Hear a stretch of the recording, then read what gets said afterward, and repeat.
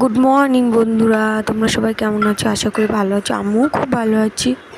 তো দেখো, এদিকে আমি চা বসিয়ে দিয়েছি। আমার সকালের শুরুটা চা দিয়েই হয়। চা না খেলে আমার হয় না। তো আমার মতো কে কে আছে যারা চা না খেয়ে সকালটা শুরুই হয় না? তো চা খেয়েই টিফিনটা করব। এদিকে আমার চা হয়ে গেছে, চা খাচ্ছি।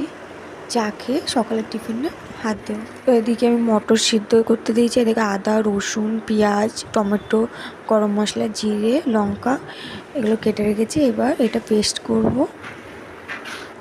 তারপর এদিকে আমি আটাটা ময়ান দিয়ে মেখে নিলাম।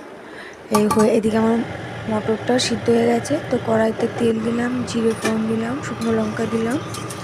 এবার গোটা আলু কেটে কুচি কুচি করে আলু কেটে ভেজে নুন, হলুদ দিয়ে ভালো করে নেড়ে নিলাম।